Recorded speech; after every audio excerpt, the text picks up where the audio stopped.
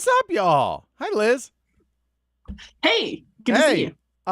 So episode 161. What's old is new again. I'm one of the hosts. I'm Edward, and you Hey, I'm Liz. from.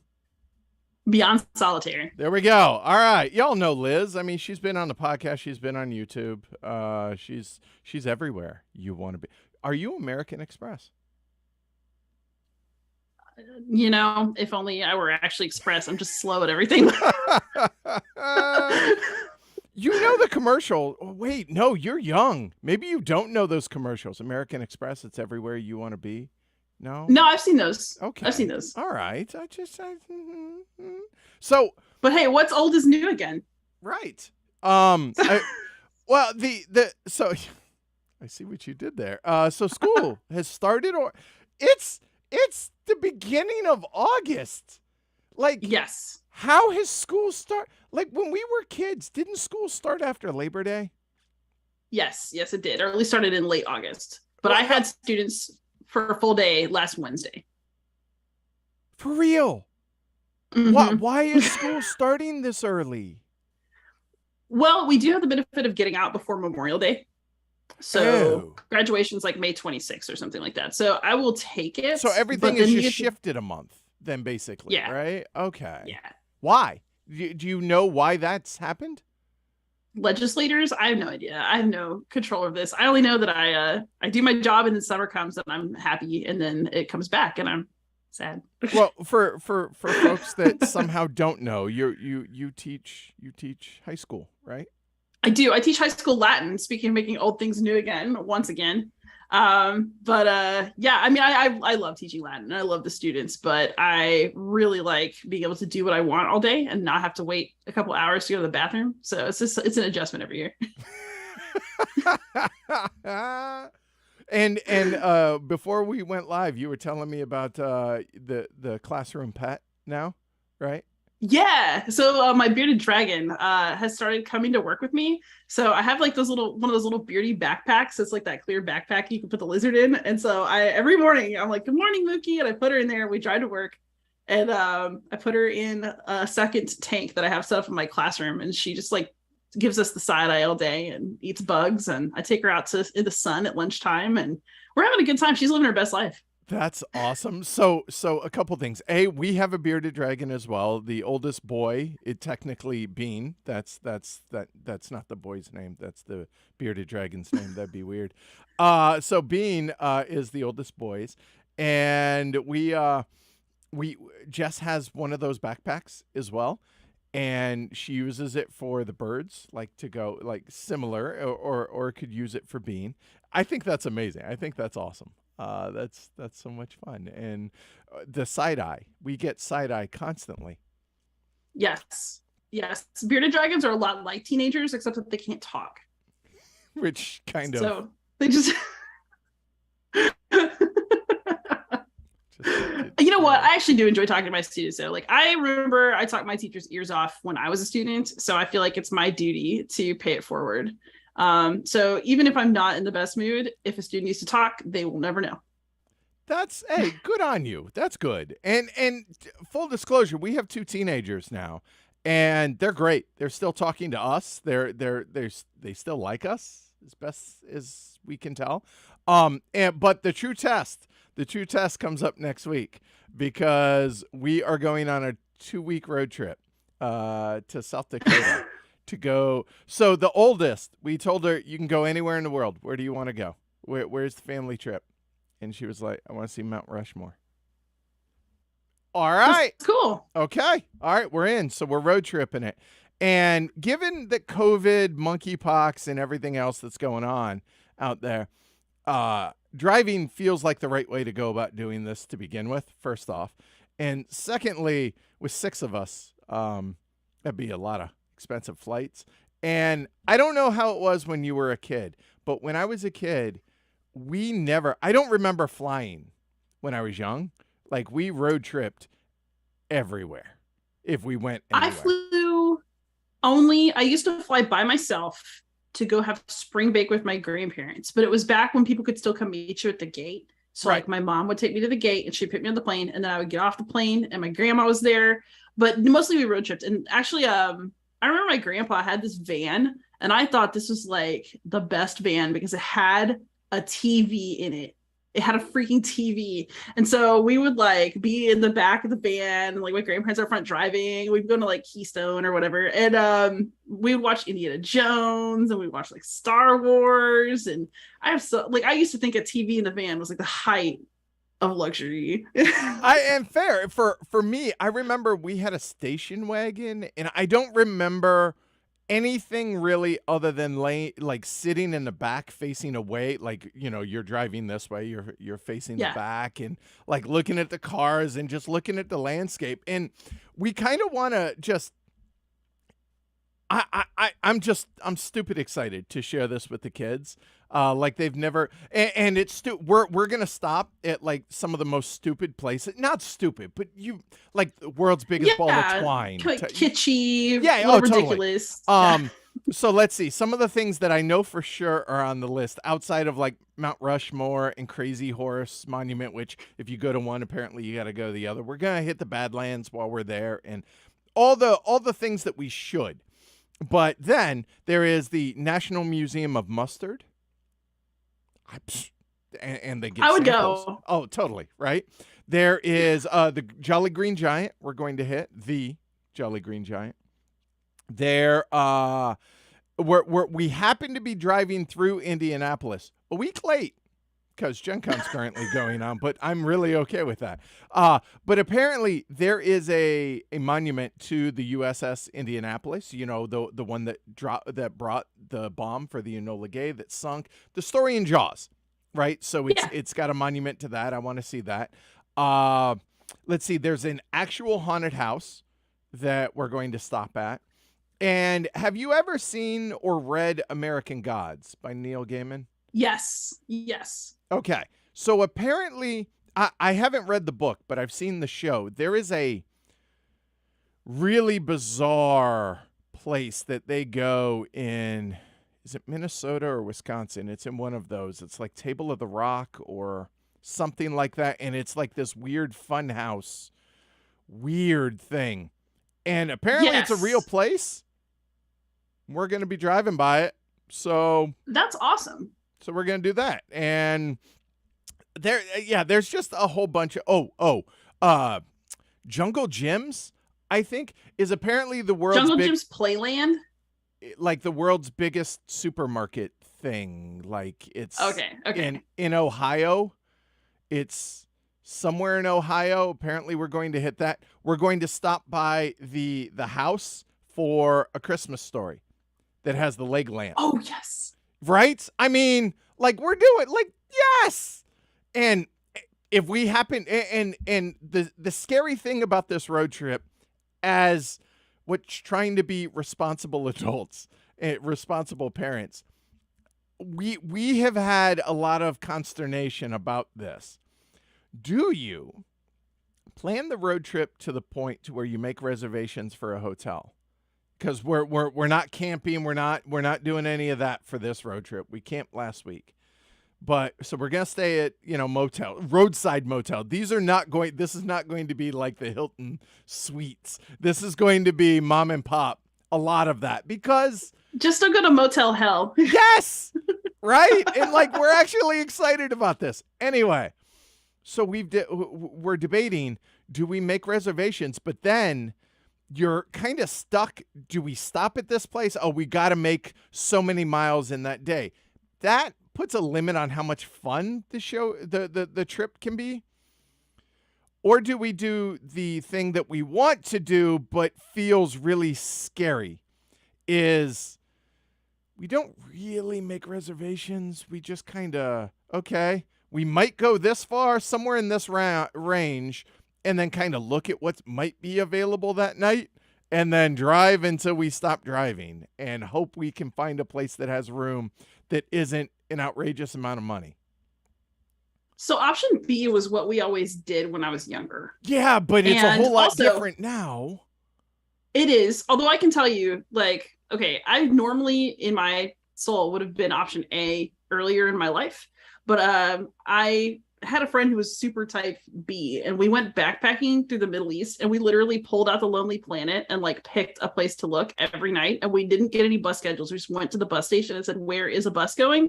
And it worked out fine. That's amazing. Honestly, it did. And if you it might were have a just, couple nights where you drive too late. if it were just Jess and I, we're totally down for that. But we have the responsibility of 4 kids as well. So try for like 2 days, and then if it doesn't work, spend an afternoon calling ahead to everywhere else. Done. Book it, Dano. Jess, if you're listening, that's what we're doing. There we go. So yeah, I think that's great. The ironically, the first day of the drive is actually the most boring for us. There's not a whole lot on the docket between we're leaving outside of Boston, obviously here, and then driving roughly to Cleveland, Ohio, roughly thereabouts, and then from there it's to the winds. It'll take 2 to 4 days from that point to drive, depending on how much we decide to stop at. And I'm so excited about this. So yeah. I'm expecting pics, or it didn't happen. I promise you there will be plenty. And we've debated whether or not every state sign, every border crossing that we hit, we pull over, make everybody get out of the car and take a picture in front. Be a silly fan. Anyway, I'm really excited, really excited about this trip, if folks can't tell. So anyway. That's awesome. Yeah, my favorite picture of my dad is front of the Route 66 Crossroads sign. So I'm a big fan of sign pictures. Yeah, all right. See, you get it. That's awesome. All right, let's talk games. Stuff we've been playing. Go ahead. I've been talking for a long time, so it's your turn. So go ahead, TMB. Go for it. Sure. Okay, so I've actually been playing a lot more games recently, just for fun, because I started going back to game night. I actually changed the night I had therapy, because I convinced my therapist that it was so important to go to game night that we needed to change when I was having appointments. No, I think that's a legitimate, real thing. I picked Monday nights for my therapy night because 90% of the time Mondays are kind of out for our game group. So no, totally. Yep. That's a legit thing. That's good. Good for you. So I've been having a blast. My game group is great in terms of everybody wants to play things that are pretty crunchy. They have things that are pretty up to date. So I've played Ark Nova. That's where I picked up It's a Wonderful World, which I'm now addicted to. Yeah, we're gonna talk. We need to talk about that in a bit. We are. Yeah. But then solo, I've been playing a ton of Too Many Bones, and the reason for that is actually that I'm doing a video series with Chip Theory, for their channel. So I've done several of these videos. I don't know when they're going to start running them, but I hope it's soon because I'm super proud of the work. But I've been making Gearlock guides for every single Gearlock, and I'm up through Gasket. Is that fun for you? Because it sounds like it takes some of the, I don't know, excitement or surprise out of it, or are you having fun with that? I'm having fun. I actually feel like it's interesting because when you do YouTube, right, you cover stuff and you move on, right? And so I love Too Many Bones, and I always feel like, well, I need to cover something new for my channel because you want to do. You always feel like you have to keep it fresh. This is actually really nice because it's the longest I've gotten to just spend making stuff for one game. And so I'm really enjoying it because it also makes me feel so much more confident in myself as a Too Many Bones player. It's notorious for having somewhat tricky roles and lots of keywords, and going through the process of really getting that stuff straight in my own head is so satisfying. And then because I'm a teacher at heart, right, figuring out how to communicate that to somebody else is really good too. So I'm working with Shannon, who is she's so good at rules. She's just a very detail-oriented person. I really like working with her. I normally get some notes back on each video and make some corrections. It's never been anything massive. The only one I've gotten perfect, and I know why, is because I was so determined to get it right, was Tink. My Tink video is amazing. And so for those of you who play Too Many Bones, just wait. I'm really proud of it. But so give folks because I've yet to play Too Many Bones, but when me and JT did our top solo games, y'all were raving about this game. So give a little bit of overview of Too Many Bones. Yeah. Okay. So Too Many Bones is they call it a dice builder RPG on the box, and I would say that's about right. So basically, what happens in the game is that you have 2 mats that you're doing most of your stuff on. You've got your mat for your Gearlock. They created a special race, a fantasy race of creatures just for this game. They look kind of like a mix between they're kind of gnome-ish, long pointy ears. But they basically, every single character in the game has very, very different abilities and possibilities as a character to play. And so you can play it alone, you can play it cooperatively, but you're basically trying to make progress over time towards a tyrant who is a boss. And so every turn you're going to have an encounter. Usually there'll be a choice between two things to do on the encounter card. You make your choice. Hopefully you win if it's a battle, and then you get rewards in terms of progress towards the boss. And you get what I think is the most important, because this is the point of the game for me, is the training points. So basically think like all the joy of getting a new point in Skyrim or something. Your Gearlock mat has these little skill trees. They're called professions, but they're skill trees, where you can add dice. So then you can roll for better skills. You can do more interesting things. You have more choices as the game goes. So for how you want to play. It's a true RPG in that regard, right? To where you're building up your character and making them stronger. And yeah, absolutely. And like on easy mode, they give you a free 2 training points, and it's like, oh, on advanced mode, don't take them. But I like to play easy mode just because I like to train my people up as high as possible. I'm just not going to turn down training point. I like to train. Like, so what's the appeal for Tink?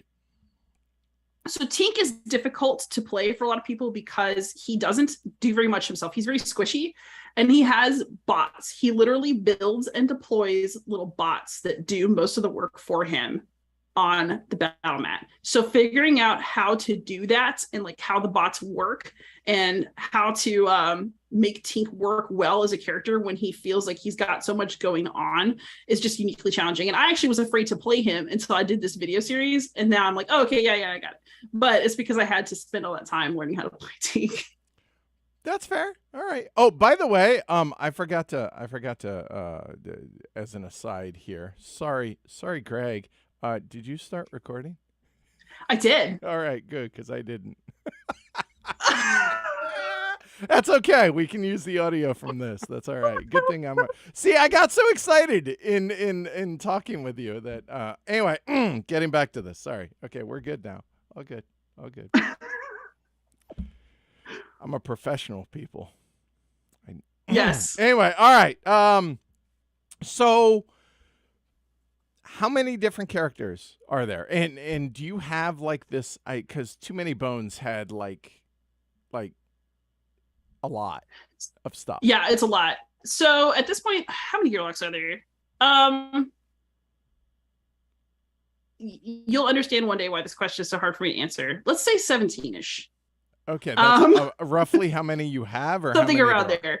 Okay. So there are. So basically, I also haven't got the new ones yet. So they've got like another expansion that they did on GameFound. So I have all the ones that are currently published, and then once I finish those, I'll get sent the new ones. Oh, so you're doing one for everything starting from the very first run. So I've done like somewhere between 8 and 10 of these videos at this point. And how detailed, like, are you like giving people suggestions on how to make their builds? Like, okay, for context, but not a lot. For like Elden Ring, which I took a break from for a couple of weeks, but Elden Ring's the type to where like you like going and watching like how do I build up my samurai type thing in Elden Ring. And so is that kind of what you're doing for Too Many Bones? Kind of. Basically, I did an intro video that's like Gearlock anatomy. Like, this is what the mats generally look like. Here's some general stats that they have. So if you want to know about Gearlocks, this is where you'd start. And then for each character, I'm like, okay, they have these professions. These are what these different dice do. Here's their backup plan. Here are like how those things interact together. And then actually Chip Theory offers a build suggestion on their actual character reference sheet. So towards the end of the video, I'll be like, and this is how they tell you to build, and you can figure that out from what we covered earlier in the video. Okay. So basically it's how all the dice work, quirks of like, you know, this is a thing that you might make a mistake on. So I'll make sure I clarify this. Oh, that's awesome. Okay. So it's not like super detailed, like, oh, this weapon's better than this weapon type thing or whatever. No. It's more just mechanical. Hey, this is how you use this character or this build, if you will, right? Okay. Yeah, like if you're going to game night and you've never played this Gearlock and you want to know what to do, here it is. All right, cool.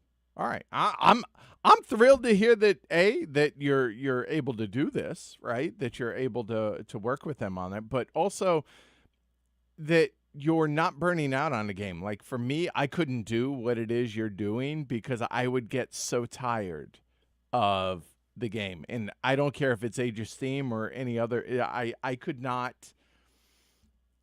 That much repetition on the same game like that I would get so bored. But you Too many bones is fortunately a favorite. Age of Steam is my favorite too, but still. Your love isn't deep enough, Edward.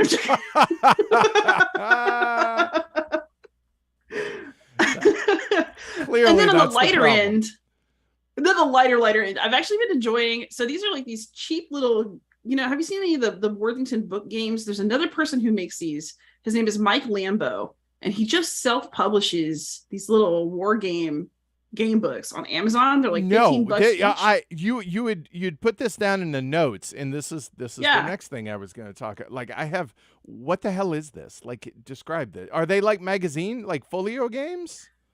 No, actually, here, tell you, I'm going to get up and go to my closet and come back. Okay. I have a game closet. Here, while we have a musical interlude. Okay, no. Let's see.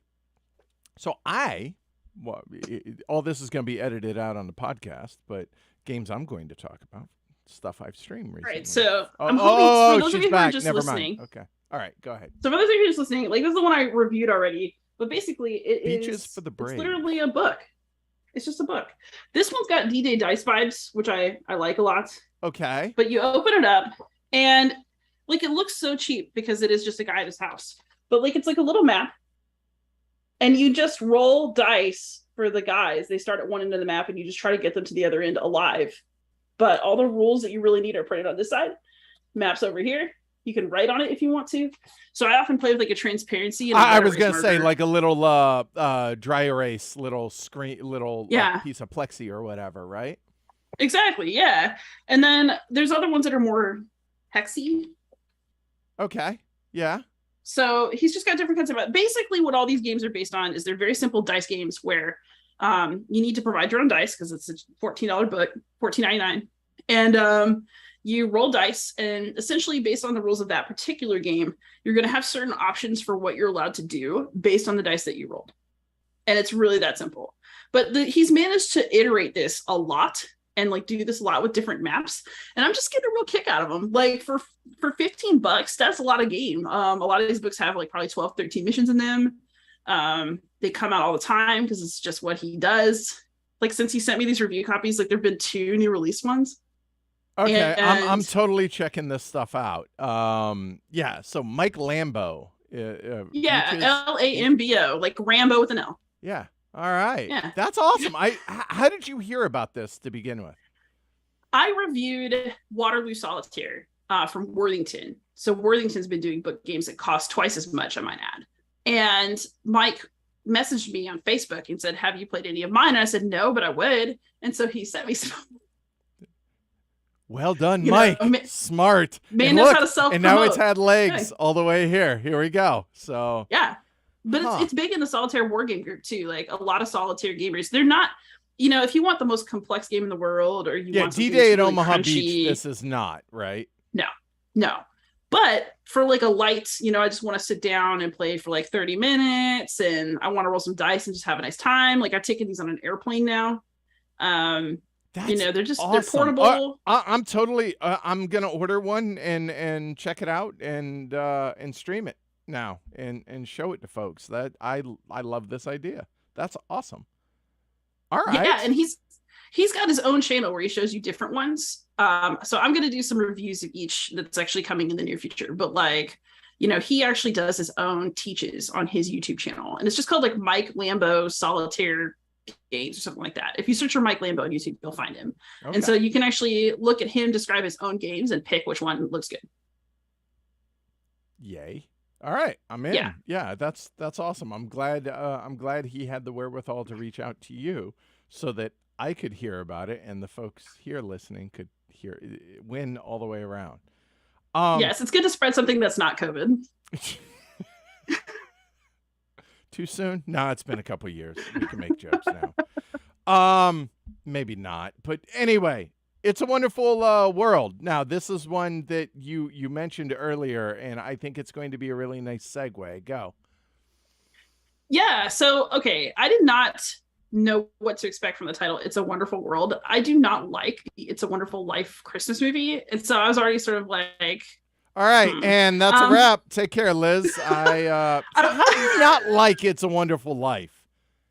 I just don't. I just don't like it. I love Christmas Story. I love Home Alone. It's a Wonderful Life is too schmaltzy for me, I think. What? I like the Dave Chappelle parody Oh, version. so it's too serious. It's too hard. Do you not have like a sensitive soul like I do, Liz? I I cry. do, but just not for that movie.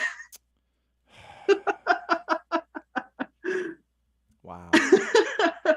All right, you But have it's the a right to wonderful be world. wrong. That's okay. All right, so It's a Wonderful World, unrelated to Jimmy No, Stewart's it's totally movie. unrelated. Okay. So It's a Wonderful World is like kind of a dystopian world, actually, which is sort of funny. It's called It's a Wonderful World because you're not actually in a wonderful world at all. But basically, it's a card drafting game where you end up with a hand of cards and you recycle some for the materials and you choose to build some using those materials. And then as you build more buildings, you produce more stuff to make more buildings and you get points. And so you're going for the most points.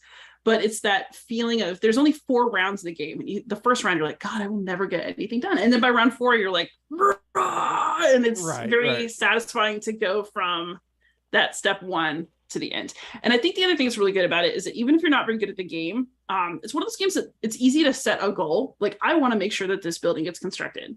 If nothing else, I'm going to make some kind of plan and I'm going to do it. And so you feel really engaged the whole time. So even if somebody's whooping your ass across the table, it doesn't feel bad, if that makes sense. Totally and then does.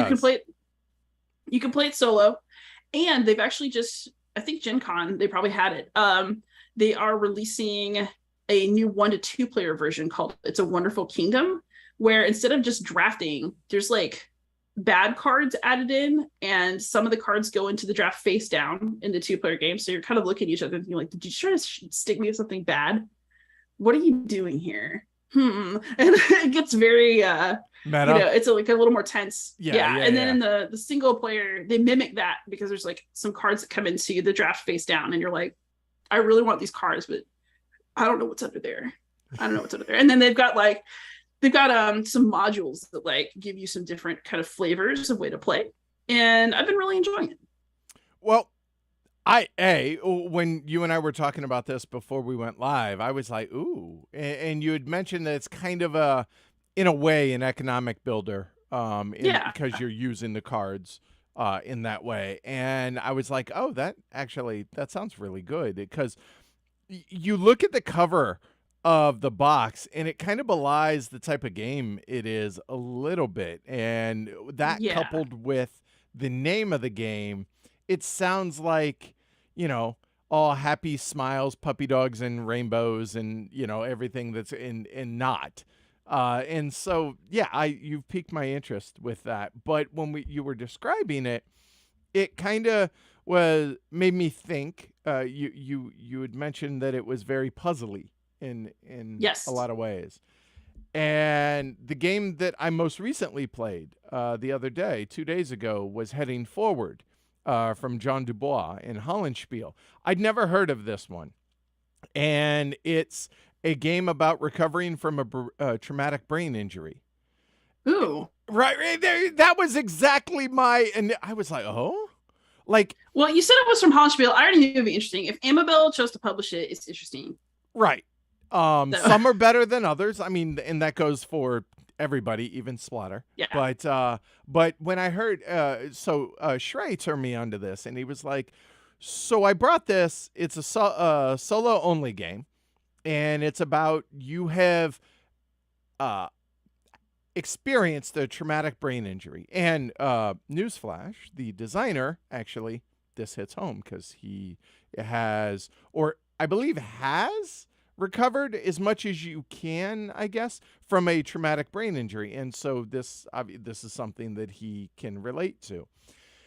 And so you've had this traumatic brain injury, and it's a super simple game mechanically as well as component wise. It's just a little like mat that is basically a calendar that has a couple of tracks on it, as well as the calendar, and the calendar represents how many rounds. And easy, medium, hard. I got housed when I played the first time at medium. I would recommend starting on easy, and a deck of cards and a couple of the like wooden punch out but not punch out things, kind of like old school victory point game, like those kind of wood burnt, but they're not. Yes, the laser cut. Yeah, it's kind of like that, but they're not wood burnt. Anyway, they're spoons and little green rectangles that represent money, and that's it. And those are your resources. And you're playing. You get a deck of cards. You set this up, and basically you're trying to go through therapy and try to make it to the end or through the fourth level of progress in three of the four different areas.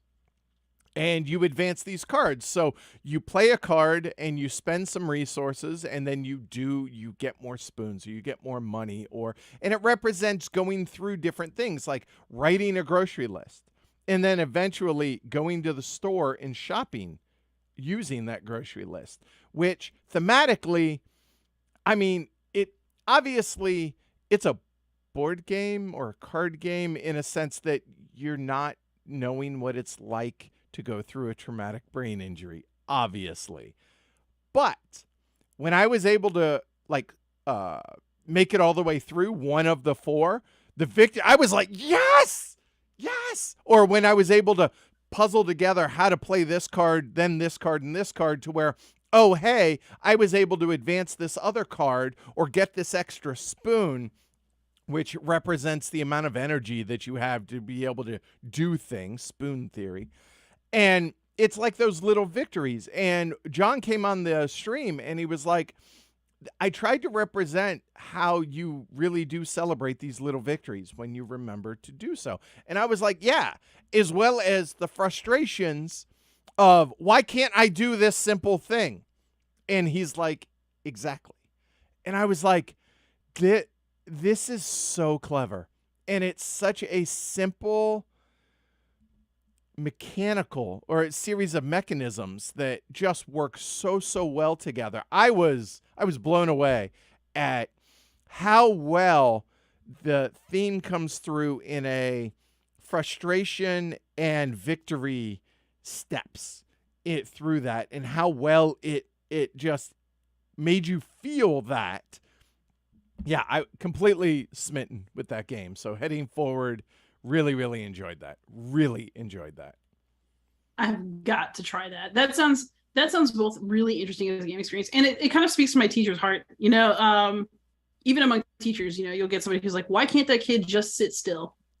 Why can't you just do this math problem? And it's like, it's very rarely, that's usually never the right question. Right. It's there's what's underlying, what's causing that. And it was, again, it's not a hard game mechanically, but man, I was kind of raving about this a little during the stream about how, and I've said this in so many times, whether it's been a lot of like Hollenspiel type games, like whether it's The Vote or This Guilty Land, how this hobby has progressed to the point to where it's not Monopoly, Risk, and Life. It can be about these really hard-hitting, real-life topics that aren't always fun, but always are thought-provoking and maybe make you want to research things, whether it's a war game, whether it's a historical game, or whatever it may be. The cost, right, about asbestos mining and stuff. Like, I love where our hobby is at in that regard, and I think it's amazing how people come up with this stuff, and I'm in awe of the designers and publishers that are willing to take the risks to do these not puppy dogs and ice cream games all the time. Same here. Honestly, I wouldn't have a podcast if it weren't for games like this. Same. That was the impetus for Heavy Cardboard too, was this obscure, esoteric, weird stuff, as well as all the other things. Yeah. Yeah, and I love games for fun, but I also don't actually think there's such a thing as just a game. Every single game is some sort of expression of our culture or who we are right now, or as you play, who you are right now. And I think that stopping to appreciate that and think about how far you could push it has a lot of value. Yep. Totally agree. All right. So moving on. You had a couple other small games, right? That you had mentioned. One good, one not so good. Yeah, I mean, because I've been going back to game night. I've been playing a bunch of little partyish games. There's one I actually ordered for my classroom. It's called So Clover. Like, haha, very funny. Right. But I played it at game night this past week, and I was so charmed by it. And I also saw so much possibility for it as a language game. So if you like words, you'll like this game. But basically, this is the weirdest looking thing, but it worked great. Everybody gets like a little player board. It's like a plastic 4-leaf clover, and dry erase marker. And you also get these little cards. It's like a little square with a hole in the middle of it, and there's a word on each side. So you randomly, and there's like hooks on the clover. So you randomly make like a little grid of words so that there's 2 words next to each other on each side, but they're random and you don't know how well they're going to match up. But you have to write a word that can somehow point to them both. So some are easier. Like I got jungle shadow, so I wrote panther. I had one that was like picture and luck, so I wrote shot. And I was just thinking like, okay, what would work here? But then you have to take them all off, those 4 cards that you did have after you've written your words. They put a 5th card in there that's like a spoiler, and then everybody else in the group has to figure out what configuration of words you had. So you better have left good clues, because it's a cooperative game where they're trying to understand what you were thinking. That's clever. Or I'm sorry, it's Clover. But I loved it because I was thinking, ooh, this would be really cool for, almost as an educational game too, but one that's not overtly educational. I don't like games that are like, we're going to learn something. Right. From this game. Yeah. Roll and move and do the math problem to get a point. Like, no. I would rather die than do that to my students. No, this sounds like it has real world application in that regard. Yeah, I think my Latin 5 kids might be able to handle it for Latin as well, which would be really cool. Like I could just make a version of it for my classroom and put little Latin vocab words along the sides and just see what happens. If it's a disaster, like that's fine. They'll find it hilarious anyway. And I'll just take the blame for it. So no big deal. You're gonna at some point you're gonna have to report back this year and let me know how that worked. Yeah, I've got a lot of hopes for gaming in my classroom in the next couple of years. We'll see how it goes. Cool. But then I played, everybody swore it would be fun, an introduction game. It's called Grim Masquerade, and I can see how people would like it, I guess, but I just didn't. So everybody is like a character from a fairy tale, and like you have this deck of cards that have different items on them, and one of them is your boon, and you're trying to get 3 of that one, and one of them is your bane, and you're trying not to get 2 of them, because if you do, you have to reveal yourself, and then that's bad. And you're trying to like call people out and get points for doing that. Like, oh, are you Hansel? Are you the big bad wolf? What I didn't like about it was that it just wasn't that interesting, frankly. And then because you have to draw cards off of a deck, sometimes you just accidentally end up with your Bane card for no reason. And so you can get out of the game just from bad luck. And that I don't like, because if it's supposed to be a deduction game that's about wits and like having some fun with things, then I just didn't like that you could arbitrarily be screwed by the game's mechanisms instead of by somebody else like getting you like a little stab with a velvet glove or something like that. Like if it's gonna be vicious, make it so. Though I've always said that the worst thing you could ever call a game is boring or uninteresting, and because you can't fix my that. other one is it was acceptable. So we have a guy in our group, Dan, who writes for Opinionated Gamers, and he's so Dan. The perfectly cromulent is his go-to for that, and yeah, it's fine. It's tolerable. It was tolerable. Yeah. Okay. So, all right. So on that note, I have a couple, 3 little games that I can talk about in quick succession. Blue Moon City. It's old school Knizia. It just the theme is silly. You have a grid of tiles and you're just moving around collecting, and it's a race game. By default, I don't like race games. Like it's the first one to get for I don't even remember what they're called, but basically you have to get to the center of the map and then you can pay resources, and first one to be able to do that 4 times or buy 4 of those things. And not didn't really grab me. Like there are some amazing Knizia games. To me, Blue Moon City, not one of them. Celestia we played is just kind of a, hey, we're waiting for folks to show up. And everybody, it kind of, in a positive way, reminded me of Lifeboats. Lifeboat or Lifeboats?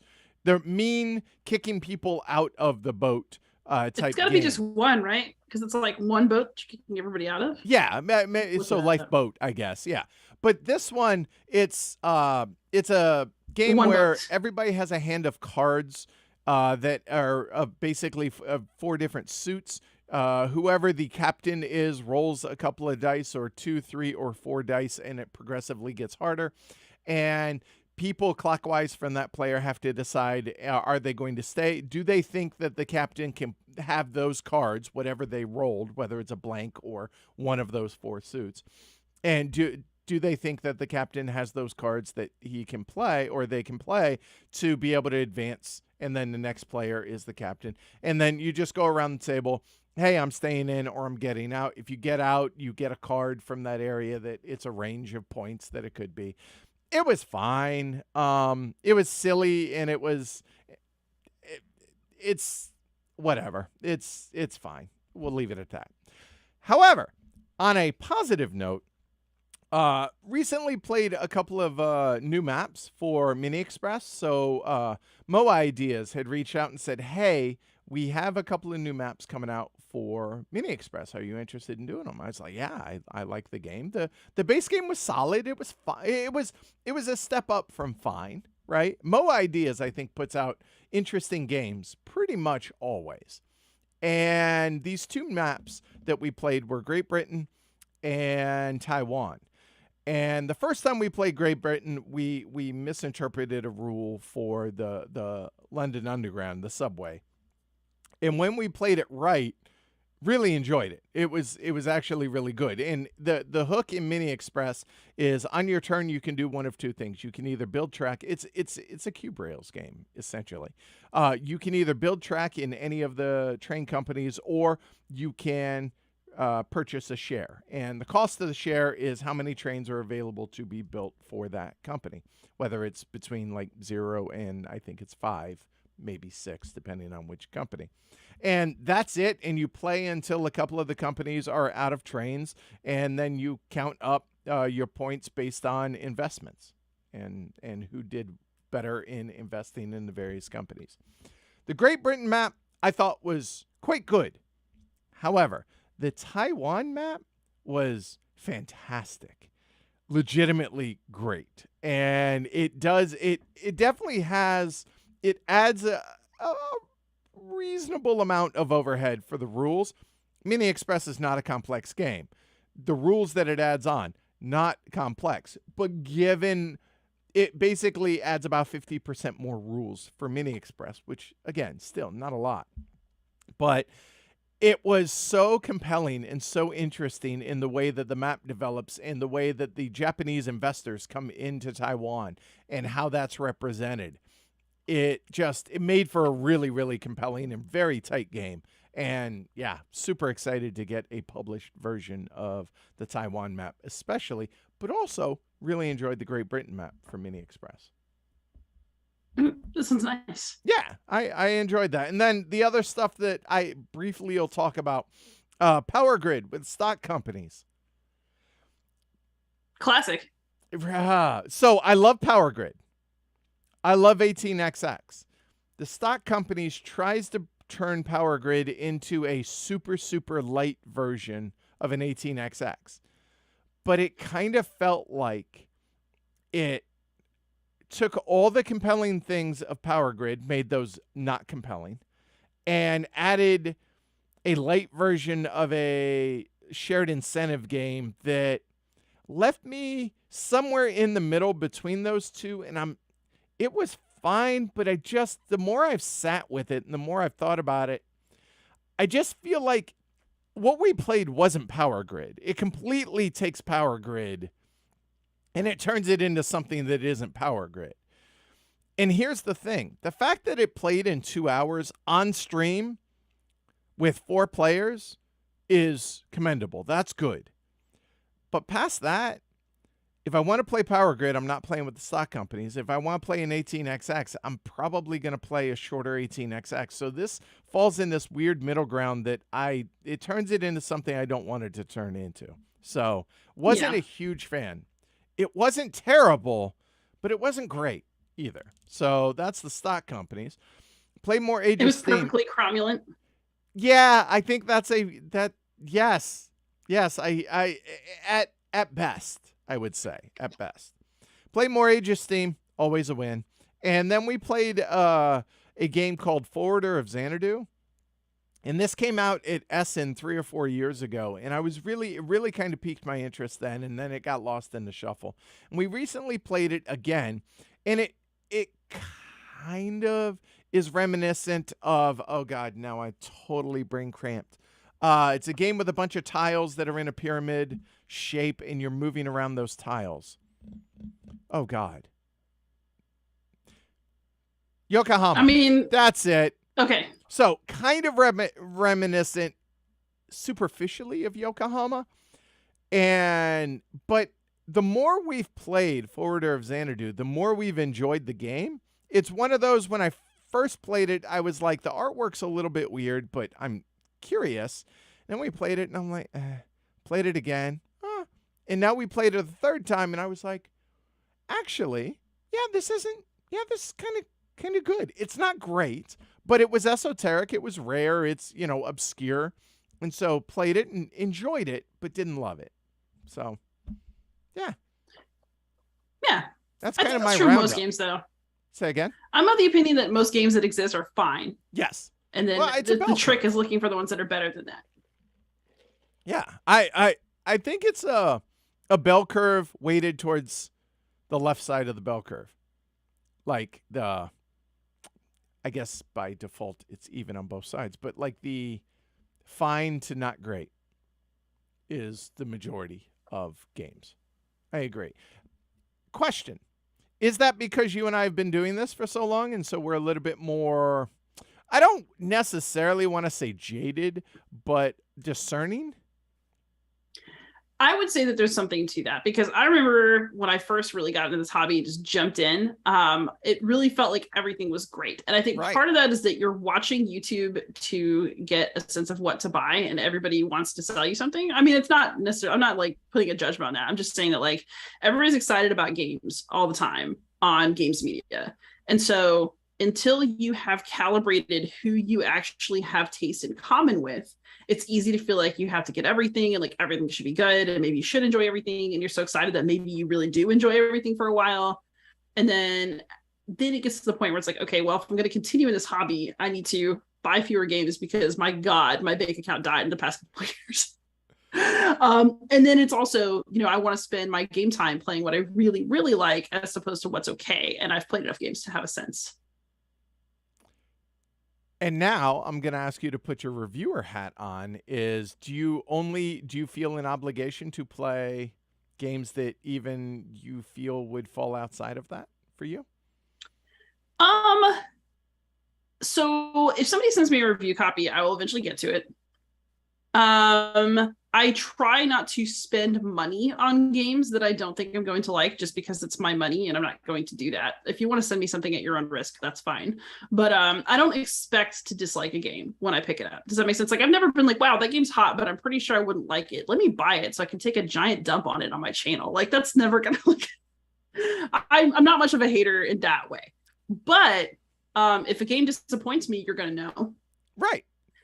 And I do feel obligated to report on what I have played, honestly. So I've never like played a game, thought it was and then felt bad and pulled the punch and just pretended it was never here. Does that make sense? I will do the review. I Hmm. That's an interesting take on that. I I feel, and this is something I've said from the jump, from the very beginning, that I can tell you that a game is crap without being disrespectful to the designer, publisher, developer, and all of that. I can That's always, true.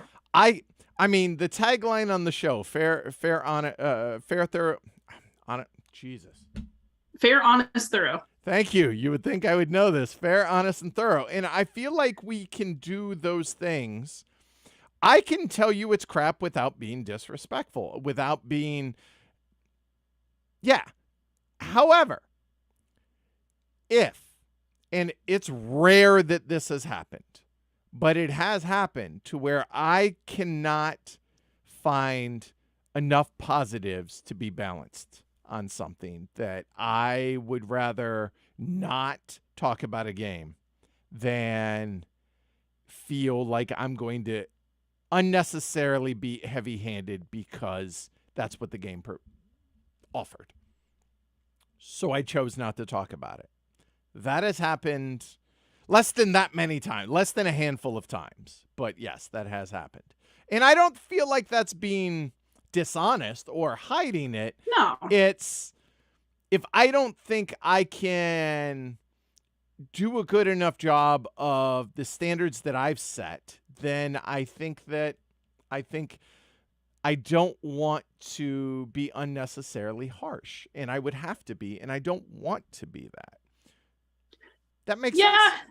Yeah, totally. I think that you can be disrespectful even when you thought something was a pile of garbage, as long as you don't say that about that thing specifically. I'm really big on, I can appreciate that a lot of effort was put into this, but, or like, this just didn't work for me. No, I can, sure. I can say these same things. I hear you, but, and the peanut galleries, yeah, we're watching. We're seeing y'all in the peanut gallery. So if there's something apropos, we will interact with it. But yeah, I don't want to. I mean, there's one that jumps to mind that I won't mention, but for the most part, I have gotten to the point now. Let's put it this way: I don't necessarily feel obligated to play games that I think are going to be crap. Where I fall on this now is I have the show is at the point to where enough will reach out to me to where I don't need to do a lot of reaching out, but there is some that if I reach out to you, I'm going to cover the game in some form, or whatever it is that we talk about. Yeah. And if you reach out to me and I agree to it, then I'm going to cover it in some form or fashion, whatever we've agreed to, whatever. If you just send it to me, no obligation. No obligation there, right? And so we'll see. And here's the thing. We actually had this conversation. Jess and I had it yesterday, and then we had it amongst our group here recently, that I just want to play games that are exciting. Like, I want to be excited about a game. And that's rare. Heading forward kind of scratched that. Like that was one that kind of got me excited, right? Even though it's not a heavy game by any stretch, but it was a off the beaten path theme, and like something that it gave me a reason to be excited. John Company 2, I was excited about. It's Cole, but also the fact that he did such a good job of re-implementing and making a new version in PAX Premier 2nd Edition. I'll be honest, John Company, the original, I was like, I appreciate it, but it's not a game that I'm ever clamoring to play. John Company 2, I was like, oh, maybe he's made this to where now and honestly, that's exactly where I fell on that one. So I'm like, yeah, all right, I'm excited. So I want that. And so I can be a little bit more discerning when it comes to that, both for myself as well as the show.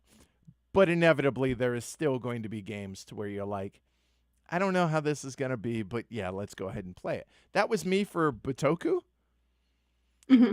And I was like, when we were learning the game first, we were getting taught it by, I think it was Shrey or Dan or somebody was teaching, and the amount of overwhelming nomenclature, just the words that they were using for things was just so over.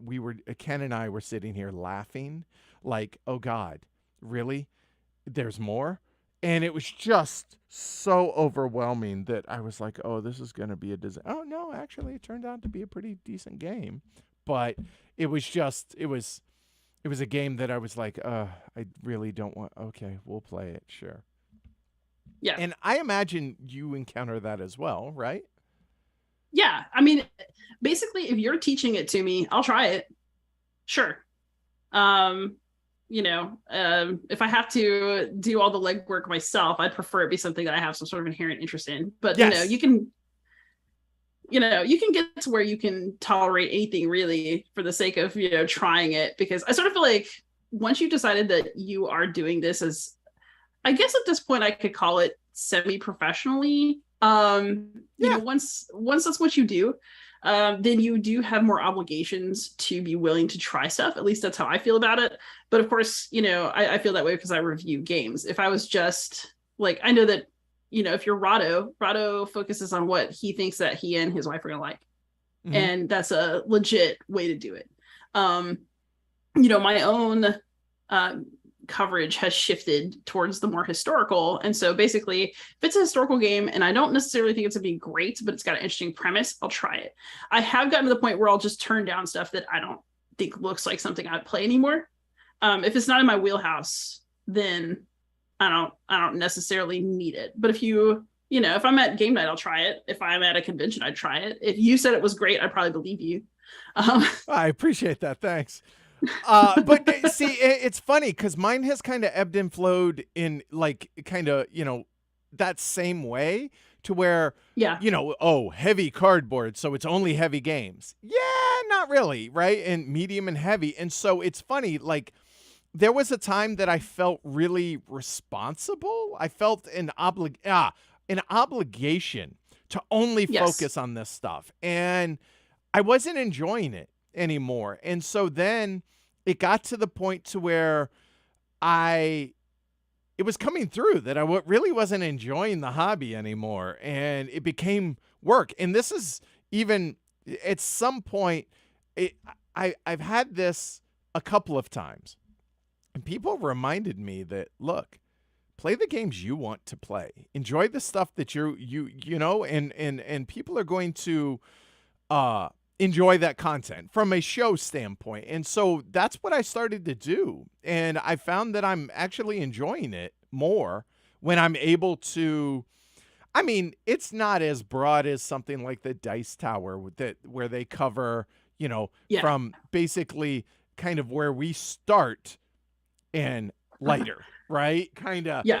There's some overlap, obviously, because the Dice Tower is, but using them as a they do everything from the super light party game stuff all the way up, and to a certain point, anyway. But I've learned that people want to see or you enjoying yourself.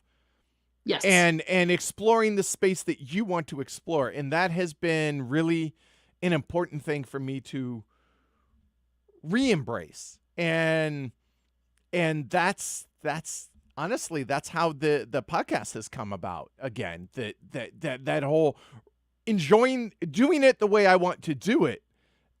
That vigor, that enjoyment, that excitement comes through because you can't fake that, or you can only fake it for so long. People are smart. People will be able to tell when you're full of crap and you're just fronting. And it's important for content creators, especially, to be able to do what it is they want to do, because that passion, you can't fake passion and you can't fake that excitement. And so, I think that's really important that, and talking about like with what you just said, that you've gotten to the point to where you're like, nah, not really. No, I just don't want that. Yeah. And it's given us freedom to play what we want to play and show off what we want to show off in a positive way. Not necessarily that all the things we cover are positive, but Right.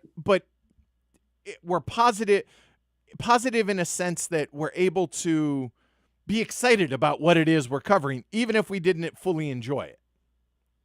Yes. And actually this also harkens back to when we were talking about podcast like seasons before we started this. So I do reviews, I do tutorials, and I think that pretty much most people who subscribe to my channel subscribe for those things. And so I make sure to provide them, and I do enjoy them, but my podcast is my absolute joy. I love my podcast. It is, I don't even care if it's the least popular thing that I do. I just love it. And you know, I keep myself loving it by limiting myself to 20 episode seasons and then forcing myself to take at least 1 month off before I start another. Because I never want to get to the point where I'm feeling kind of strung out, like I have to put something out. Actually, I've been really, really good this summer. And as school starts, I'm worried about it. Like one thing I'm always concerned about with my channel, and one of my biggest weaknesses, is making sure that I'm putting out videos on schedule regularly. And I have a very strong tendency to burn out from school and not put anything out for a little while. And I don't like that about my channel. I don't like that about myself, but it is something that happens. And I want to make sure that that never, ever, ever happens with the podcast, because I just value it too much. And I also want to stand by every single episode. And like, I never want to put like a bullshit episode in there that I just needed an interview and I just let whoever on my baby. I think and that's, so I'm very protective. And I'm trying really hard to bring some more of that ethos to other things that I do, but it's just, you know how this is. Like your livelihood comes from doing a board game channel, and that means that you can't slack too much. You have to have consistent, like the algorithms reward consistency. Mm-hmm. And so having to figure out how to do that while not becoming overly strung out is, I think, like the challenge. It's a balance, just like anything in life. Yeah, it's sometimes you hit on it, sometimes you miss, sometimes it ebbs and flows, and because we're all human and we're all dealing with our own stuff, and it's a struggle at times. Like I don't care who it is out there in any kind of line of work. There are days that you nail it, and there are days that you just don't. And not from lack of give a crap, or maybe it is lack of give a crap on some days, depending on where you are in your life, maybe. But yeah, I am blessed. I'm not a religious guy, but I very much feel very fortunate to be able to do what it is I do. And I do the best I can, but I fail at this all the time, it feels like. And I am always striving to be better, whether it's consistency, whether it's quality of the content, whether it's some aspect of it I'm working on and really want to focus on. And it's a never, if you care about it, it's a never ending struggle. Yeah. So, well, I think that you struggle because you care. Like if you're willing to just putting schlock out, then it would be easy. Yeah, that's fair. That's fair. It's yeah. But I think passion wins out in the end. You have to, and you have to also not babysit, but have enough self-awareness to recognize, or at least have people around you that can help you recognize when either things are going astray or you're burning out or whatever. And self-care is important, even when playing board games for a living is awesome, but we're all human. Yeah, but there's no such thing as a job that doesn't stress you out, right? And anybody who says once you have a job, stress happens. And anybody who says once you have a job you love, you never work a day in your life, horse shit. You work harder at that than you ever worked at anything in your life, and far and away. Anyway, so Tony Boydell's in chat with us today. Hi everybody. Ooh. Hi Tony. He says a solitaire game player must have a different view on the industry, so surely reviews, good and bad, are essential for exposure at that player count. Plenty of multiplayer reviews, but we need much more solo game content, good and bad. And he says designing pure solo is a whole different headspace than it is for like adding on a solitaire mode for a multiplayer game. And I think that's fair. Yeah. And I think, I mean, predominantly what you cover is mostly solo stuff. I mean, not entirely, but yeah, I mostly. occasionally review something else. Yeah. I throw solitaire specific games and solitaire modes tagged on things both into my channel. I will say we are at a point where I think a lot of people feel like they have to have a solo mode, and sometimes that's a mistake. So actually, I don't want to come at this game too hard. I thought it was actually a good game multiplayer, and it's designed by my good friend David Thompson. But I didn't think the Sniper Elite solo mode needed to be there, and I said so in a review that I sent him on Face Chat. He was fine with it. Like, well, and here's the thing. So, okay, especially with COVID and everything that we have gone through, we as a hobby have gone through over the last few years now. Solitaire gaming has come into the forefront a lot more. And so it used to be, it's gotta be able to play 2 players, back in the day. And now it's gotta have a solo. And here's the thing. Does it? If it's not going to be great, why do it? Right. Because you know what I don't ever find myself wanting to do? If a game plays 1 to 5, but really it's a 4 or 5 player game, you know what I'm not going to do? Play it 1 to 3. Yeah. Yeah, you just wait until you have 4 to 5 players. Right. If I want, if I'm solo, or whether it's 2 or 3, I'll play a game that caters to that better. I want a more enjoyable experience. I don't understand that. I get there's so many games at this point that are great at certain player counts. There's a ton of solo games. There's a ton of every player count you have. If the board game industry ended right now, you would have a lifetime supply of great games at whatever player count you want there to be. So why does a game have to have? If it's only going to be mediocre, why do it? See, my answer is it doesn't have to have it. And, I want to play, I work full time. I want to have a great time when I play games. I don't want to have an okay time when I play games. And part of that is if I'm playing with other people, their company helps. When you're playing solo, all you got is you in the game. So that game better be good, because there's no sparkling personality to make up for it. It has to stand on its own in a different kind of way, because you can play something together that's just totally stupid when you're with your friends, and it doesn't matter because you're with your friends. Right. But if you're playing it by yourself, there has to be enough there to be worth playing that game by yourself, because there has to be a big enough challenge. Yes. Because if you're playing a solo game that's just too easy, you're going to play it once and that's that, right? Yeah. And absolutely. So no, I appreciate the work that goes into various designs, whether it's solo or multiplayer. But I almost was convinced that every game could play, that you could add, but no, I've come back around to where I still think that I want to play a game at its best, allowing it to put its best foot forward. Yeah. Like a game isn't a marriage. You don't have to love that game in all of its forms for the rest of your life. Like, you get to just want the game at its best. That's it, because you can pull out other games. I don't know of a whole lot of people out there that only own like 5 or 10 games.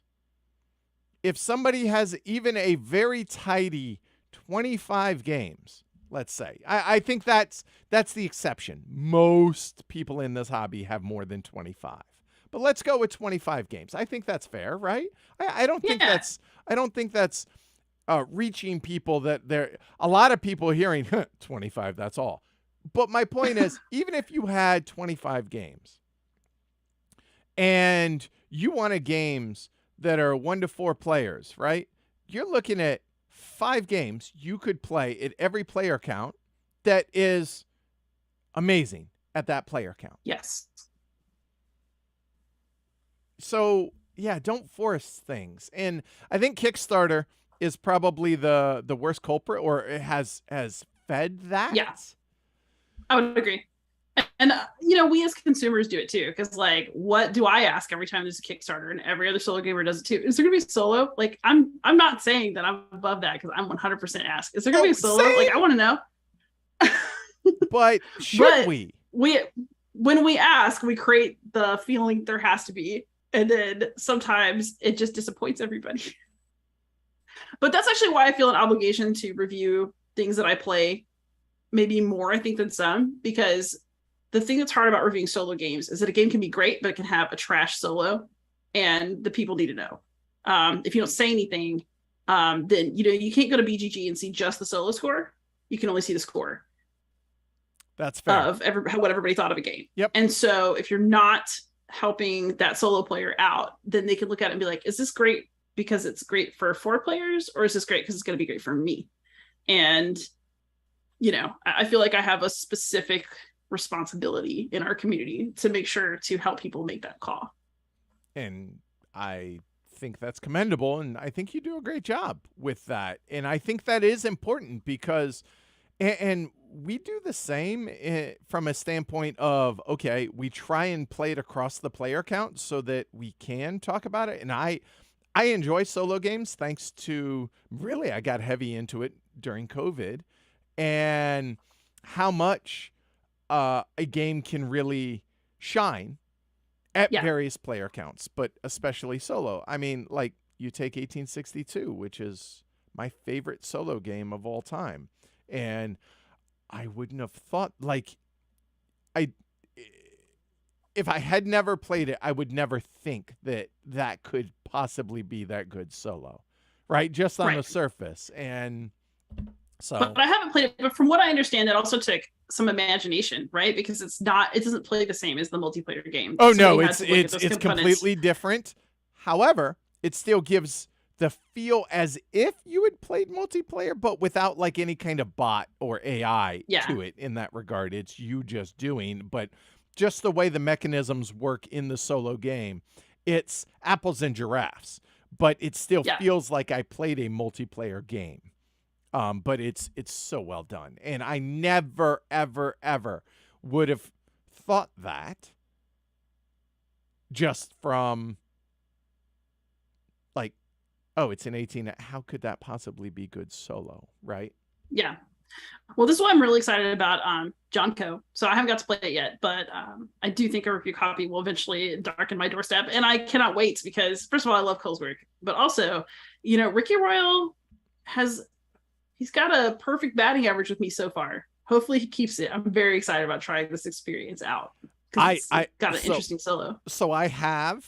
I was fortunate enough when Cole came out to visit friends out here. He made a stop by HCHQ, dropped off a copy of John Company 2, and we streamed it, and it was great.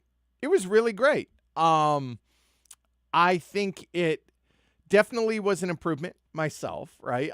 It's a game that I'm excited to play more, and it made sense more so, and it felt more of a game and less of an experience than the first version of it. Like, it felt so unwieldy, the original, that this felt more procedural.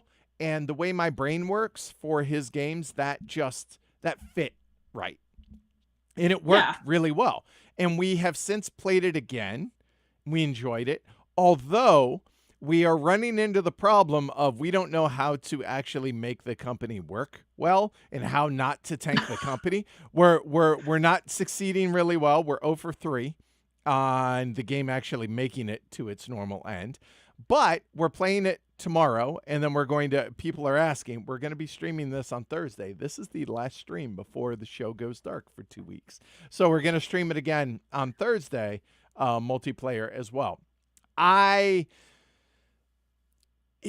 way he made it sound, the solo version of this feels, just the way he made it sound feels a little flowcharty, like a coin game. And I'm a little bit, okay. So I'm a little apprehensive about it, but I'm curious to see how it goes.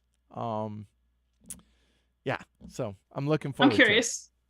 So I have a dirty confession. Since we're on a podcast, I'll just blast this to the world. Okay, so I've got a copy of Oath that was sent to me as a review copy to cover the solo mode, and I just haven't done it yet because I've heard so many people talk crap about solo mode that I want to play it multiplayer first so I can actually understand what it is that I'm assessing. That's actually another thing I've been trying to bring into my reviews recently is if I can play it multiplayer with others as well as solo, I try to, so that I get a sense of what might be missing. Well, if you but I need to get Oath to the table. Just move up here, and problem solved. Okay, it's not as hot here as it is down there. I'm just saying. Oh, my boyfriend would be so happy if we moved north. Truly.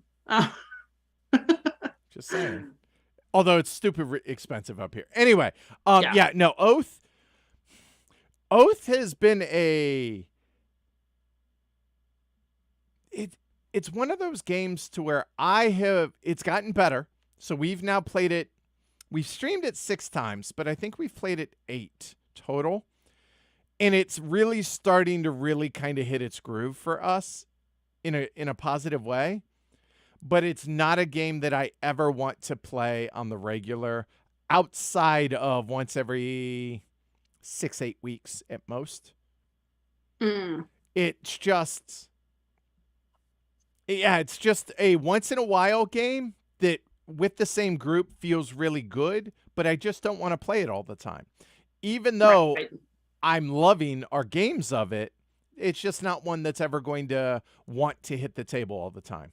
And I think the 4 of us all feel the same about that. Like, we've all really enjoyed it. And the 2 of them, Alyssa and Ken, have tried it with their other game groups, and it's been a colossal fail. Their entire group just was like, nope, not us. No thanks.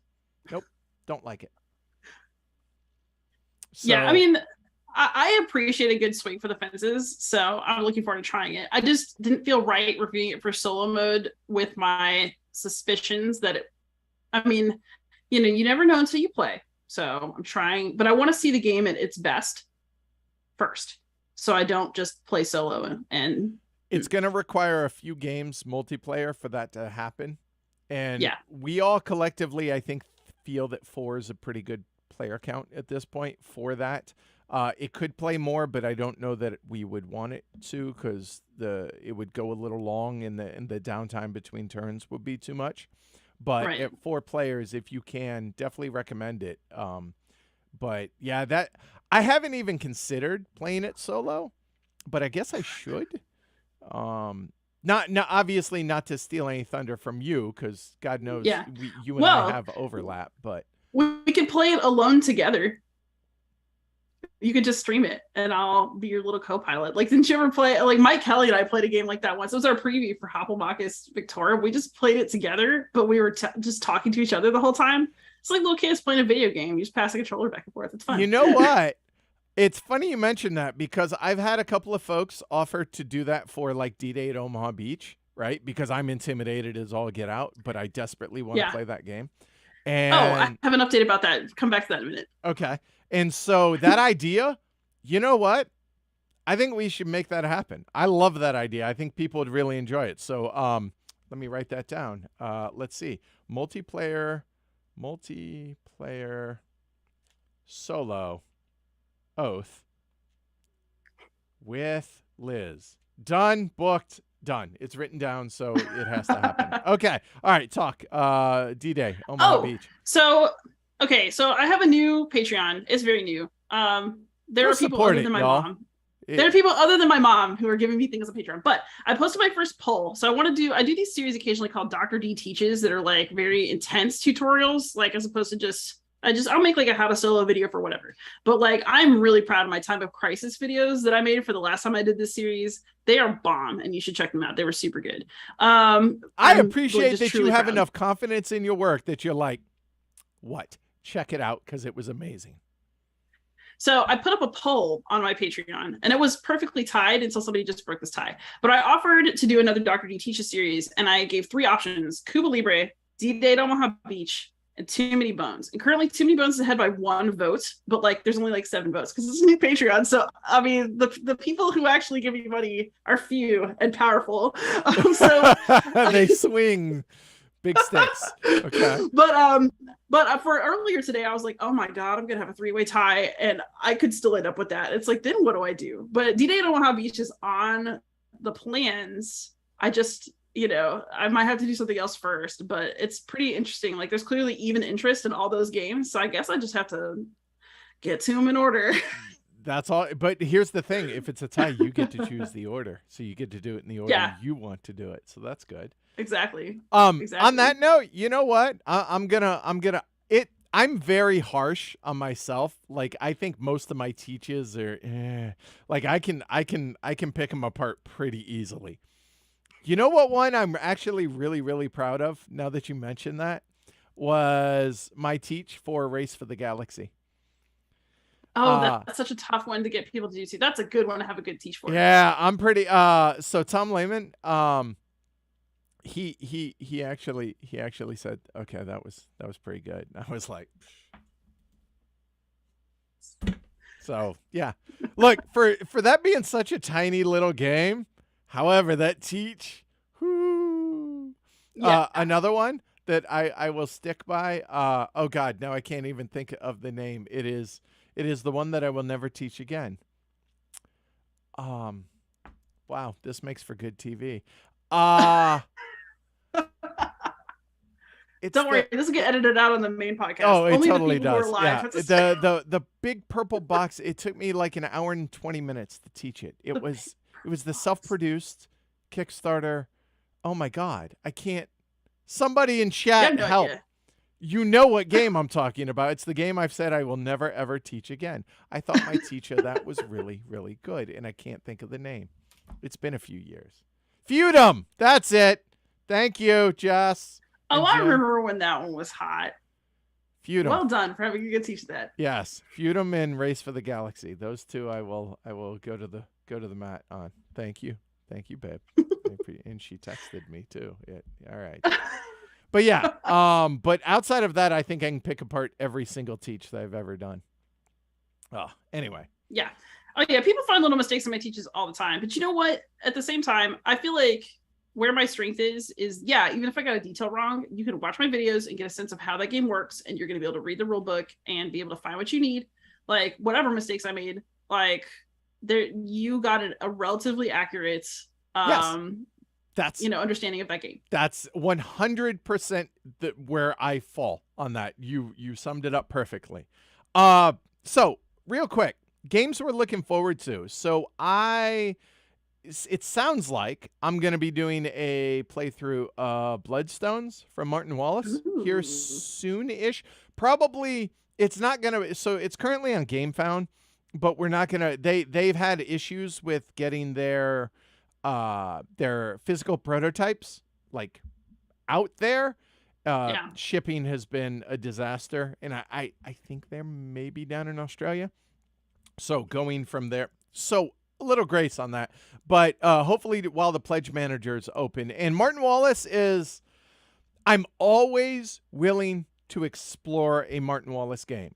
I no longer am always super excited, like, oh God, I can't wait, but I'm always willing to explore it. And this is where that falls for me. So Bloodstones is coming soon, and I'm looking forward to that one. How about you? I'm basically dying of Gen Con FOMO, not because of Gen Con, but because the production copy of Holomachus Victorum was in, and there were pictures, and other people got to see it before me, and I'm just dying of sadness. I'm convinced you just like that game because you like saying the word. How do you say that? Oh, no, Holomachus. Okay.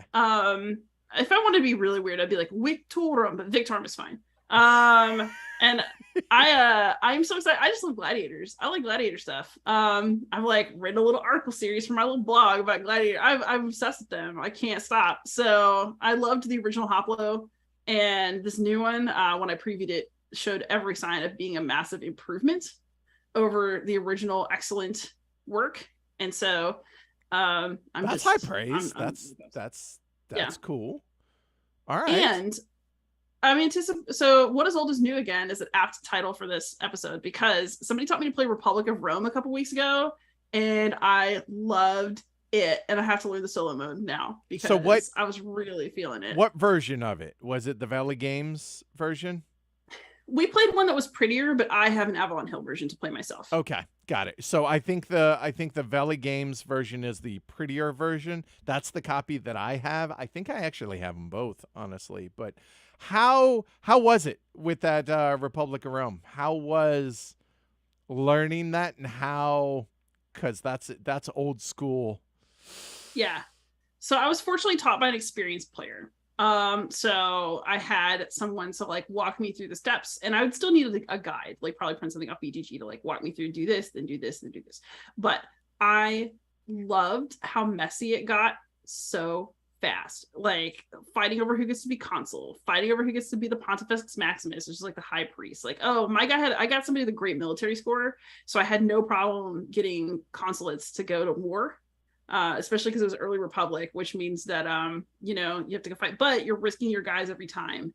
And also people start to get jealous because if you reach a certain popularity level, then you win the game and everybody else is hosed. And so that tension of like, well, we have to keep them going, and my guy is clearly the best guy, so I don't know what to tell you. Versus like, but she can't win. Oh, it was so fun. There's like familiar families and stuff that come through. So if you like the history, it's very clear somebody who really loved Roman history wrote that game. And so a lot of the mechanisms actually intuitively made sense to me because like, oh yeah, of course you would fight about that. Okay, yeah. But it really feels Roman in a way that like it just really delighted my heart so much. And well, we need to get together and play that it. at some point, because that's on my bucket list of games, the shelf of opportunity, if you will, that I would love to play. And that's that's an event game. Like, how long did it take y'all to play it? Oh God, forever. It was huge. I know that. So I'm trying to worm my way into an online group who's going to play this after they finish another large game, and I expect to be playing for 2 to 3 hours a week for several weeks to get through a bunch of it. That's awesome. I hope it goes well, and I want to hear about it. That's awesome. Somebody mentioned Struggle of Empires. Not quite. I mean, you're talking a 5-6 hour game there, Struggle of Empires. The new version from Eagle we have, and we recently played, well, relatively recently played it, and we're currently trying to schedule when to get it, another pre-play of it before we stream it. And we have some folks up in Maine that are going to make the trip down because it's their favorite game, and like I want to get people that are really excited about it to stream this one. And that's another big one and that's classic Wallace, that was really good. Heavy negotiation, and just the the new version of it just knocked it out of the park. Just did a great job, both in production quality as well as it used to be only a 5 or 7 player game, hard stop, the end. And now it plays at a wide range of player counts, including even numbers, because of the way they developed the Grand Alliances. And I'm really excited for that one as well soon, hopefully. So awesome. These big games, it warms my heart to hear that other people are excited about these other big games that still exist and that they're still finding ways to hit the table. Yeah, I actually have thought about doing an archival review series, I guess is what I would call it, like things that just aren't even in print anymore, but I have them and I want to play them. I got David Thompson sent me his copy of Ambush. I feel so loved. That's amazing. And I also picked up Radon Saint Nazaire with my birthday money this year. I've got like I love this because I have an entire wall in the library back here, aka my closet, that is all old school war games that I desperately want to get played. So can you just seriously just find a way to yes, I hope so. Because I really like, I think it's worth playing old stuff too. I don't know. I think about this. So my boyfriend loves video games. He's a video game guy, and he's got like a Raspberry Pi. He loves to play like retro stuff. And one thing I've noticed about myself is that I don't really like most retro games that much because I like more modern, like story-based games. I do like RPGs, but Asteroid or something like, okay, it doesn't do it for me. Okay, that's a bit Galaga, Miss Pac-Man. I'm I all do for like that. Galaga. Yeah, I do like Galaga. I mean, But I find it really interesting, like how games have changed over the years in video gaming, and it's just really obvious because you can see it in the graphics, and because those games are still available because you can download a ROM. I'm always really curious about how would an older board game feel to me, because I wasn't a grognard in the 70s. the heyday of Avalon Hill and all that stuff. I was not alive during Yeah. the heyday of Avalon Hill. And so I'm always really interested, like, how would that feel to me as somebody who cut my teeth on more modern gaming? What is that like? And what is good about it? And I imagine it's harder for those of us that have come later, and I'm including myself in that, and going back that, because there's a certain level of polish that we have gotten accustomed to, and I would dare I say expectation of that those don't have. Like I remember a few months back, maybe a year ago, that reading something from Mark Herman on Twitter about the new version of Vietnam that he published, and how he actively is talking people out of buying that game because he's worried that their expectation is going to be something that it's not, whereas this is a monster. Right. And that really flies in the face of where we are, where the hobby is currently. Even when it comes to the war games, like I'm looking over here and we have like a Navajo Wars, right? Or a Comancheria, to where even that is a big game, and like the rule book is, it is. It requires work, right? As opposed to your typical Euro, that even something bigger like a Vital Lacerda or whatever, those aren't nearly as much work as these.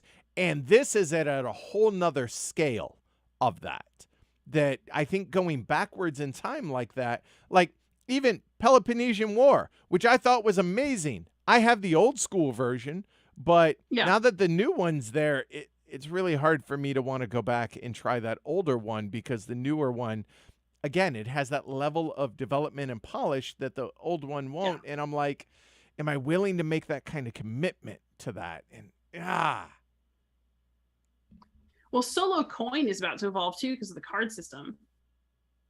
Oh, sorry. So, by the way, that was Pacific War, not Vietnam, that Mark was talking about. Apologies. Thank you for the correction, Peanut Gallery.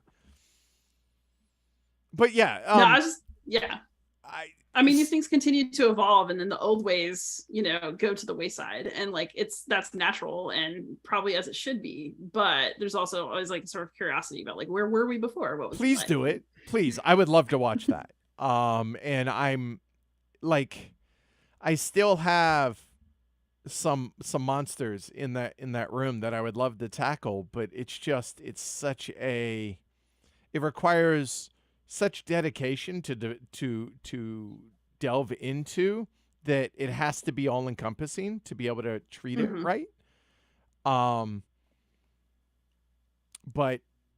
again, this goes back to what you and I were talking about earlier. It's your show. If that's what you want to do it. Yeah. I just need to get, my only problem is that school started. So I come home and I've been emotionally vampirized for several hours, and I have to like get it together to do something else. So plan for it for next summer. I should. But I just really, I sort of feel like this is also true of people who've done gaming media for a while. Like, you can either be somebody who's always chasing the new thing, but that's just not really my nature. I don't like it. I don't like feeling like I'm on a timeline. I don't like feeling like I have to compete with other people to get my video out early or like get the most views on the new thing. It just doesn't feel good to me. It feels stressful, and I don't want to feel stressed in my hobby. So I like to explore other ways to enjoy stuff. And I sort of feel like this is a natural evolution of like, oh, well, I like historical games. Let's look at historical games. Do it and just see what happens. And here's a little secret that I'm gonna just share between you and I and nobody else out there. People actually I mean, you look at our Age of Steam streams, you look at our Power Grid streams, or any of the older titles, they're as popular. There are exceptions. Anytime I do a splatter, anytime I do a Cole Whirly, like latest greatest, those are huge. But outside of those, honestly, if it's not something that's stupid hot, like a huge to do, the classic games get there is a huge appetite for folks, or from folks, for those games. So don't shy away from that, is what I'm saying. I think folks will really, really enjoy that. That's what I found. Yeah, and I think there's also I think there's also a fear of like covering something that somebody can't just go out and buy, because I've stop with that. Nope, chastised for that before. Stop with that. I don't have to care about that anymore. Like, I had to care about that when I was a Dice Tower reviewer. Yeah. But now, really, I don't have to care about that. Really? Well, it's implied. I mean, you know, you want to cover things that people can actually play. No. If the no, and here, and I feel strongly about this. Your job is not to be aware of what's out of print or what's in print. And you know what? Since you mentioned Dice Tower, I mean, Tom always says, hey, if it's good enough, it'll get a reprint. So, hey, if there's enough demand, it'll get reprinted. It happens. So, you know what? No, it doesn't. And I'm not, I mean, there's always been a running joke. Oh, it's out of print. Heavy cardboard will cover it now. And I'm fine with that, because there are plenty of older games that are out of print that I want to cover, because I want to cover them. They're not always great. Yeah. Doesn't mean I'm making people excited to go get them. I just want to be able to show them. And if you want to, do it. Don't just get rid of that thought. Please get rid of that thought. Sorry, I feel really, really strongly about that. Well, I think that the process of having a channel, it's like a process of, well, it's kind of like teaching, where you reflect and you toss things and you bring in new things and you just change every year. I think having a channel is like that too. You have to just kind of think about, well, what's working for me and what's not, and then actually have the determination to like keep leaning into what's good and lean away from what's bad, and lean into what you're passionate about and what you're excited about. Yeah, so but for me, that and good are the same thing. According to you, but it might not be for other people. And so that's the important thing. Like here, people have told me, oh, the reason I quit the podcast, or I quit doing the podcast, was because, oh, it's not generating money. No, it's not that. It's what I'm passionate about. It became a chore. It became misery. I just really wasn't enjoying it. And I've gotten enough feedback now that people really, really enjoy. So I'm reinvigorated about it. So I'm excited about it. And it has nothing to do with whether or not it's solely whether or not I want to, and whether or not I'm feeling it. And this goes back to what we had talked about earlier. Passion. It matters. It really, really does. Oh yeah. I mean, if I want to make more money, I would do a totally different channel. Right. It wouldn't be board games. No. I would have just done house cleaning or something. Or cottage life. Or like makeup. Just, I don't know. Yeah, makeup. I don't know. Toilet humor does better than what I do.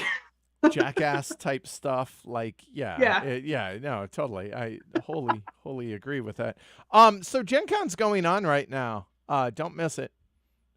Gen Con is one of my least favorite conventions of the year, so I don't miss not being there at all. And the timing, you said, doesn't ever really work out for you with that. Nope. No, I would have missed the first day of school if I was at Gen Con, and that's just bad form. That seems bad for a teacher. Like, not the day you want to miss. No, I'm going to take a personal day in December to go to PAX Unplugged, ideally. All right, that's cool. You know, that's way into the year, and my students will know me, and they'll know where to go, and they'll know what to do, and it's just different. Hey, high five for adulting. Essen, I would say, is maybe 55-45 yes that Jess and I make it to Essen. I have yet to be on a plane since COVID. And I'm just that, and just I hear the horror stories of conventions and being sick, and I don't know. So PAX Unplugged, maybe. Those are the only two maybes that are possible for this year. Yeah, I think I have higher risk tolerance just because I'm traumatized from the fact that, so okay, currently the rule in my district is that staff has to wear masks, but students don't because I'm in Georgia. So yeah, I'm just kind of reached the point where it's like, well, if I was gonna die, I would have died already. And I know that that's not healthy at all. I mean, I'm well aware, and I like to mask around other people, and I try to do my best with precautions, but my risk tolerance is higher because I'm already just, I don't really have a choice about being around people. So my immune system hopefully is made out of steel at this point, maybe vibranium. And the thing is, having kids, like, I feel like we have a responsibility to be responsible because of them. Yeah. And it's just, yeah, I don't know.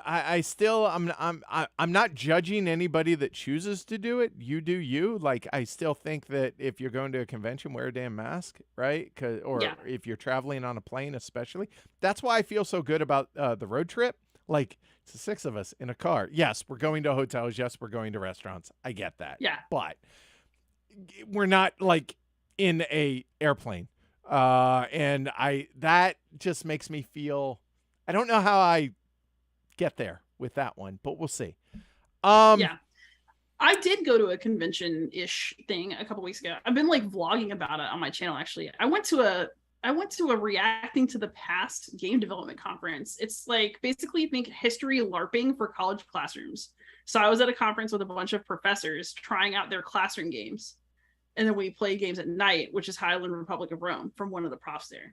Oh, that's awesome. So that was not a classroom game, I take it. Okay. All right. No, although actually we recorded a podcast about how you could make it one in some way. So okay.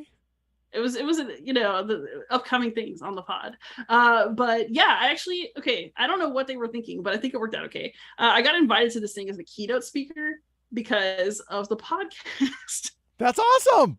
Yeah. So I like went to this conference and like tried out. I'd never played a reacting to the past game before, but I was like, I was the Dowager Queen of Granada and one of them, like helping try to keep as much dignity as possible while we were doing the handoff to Spain.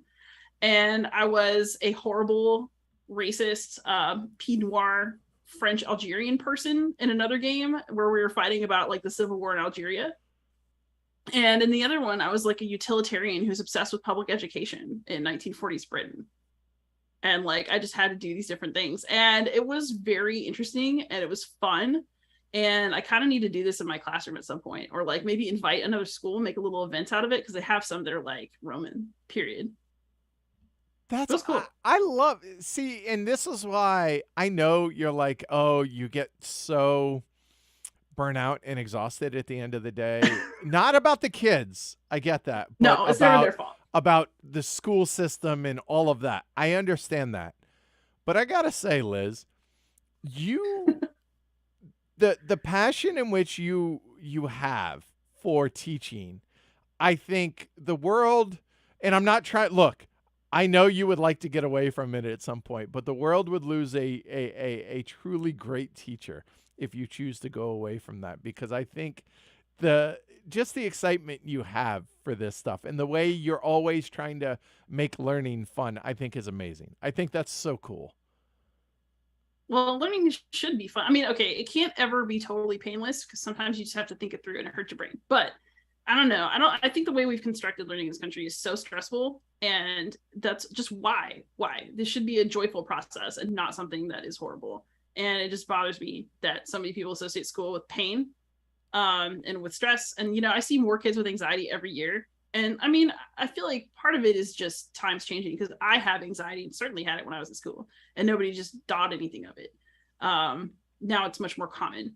But I also think that, why do I feel anxious about something that I should be approaching with pleasure, with joy, with excitement and curiosity? Like, anxiety kills all of those things. Mm-hmm. And it bugs me. I'm so excited. I have Latin 5 this year, so I have like all the seniors in one of my classes. I got a class of 14 seniors. My other class are like 34 kids, 32 kids. I think it's amazing that they're wanting to take Latin, first off. Me too. I'm so delighted, actually. Like, it makes you tired, but you're also like, yes, at the end of the day. Right. But we got permission to watch I, Claudius. So I'm adapting like historical Roman text for them so they can learn about Augustus, like from Augustus and from Suetonius and all this kind of stuff. And but on Fridays, we're gonna watch the show. So I'm like preparing them to understand who these characters are so they can appreciate just how campy and delicious the show is.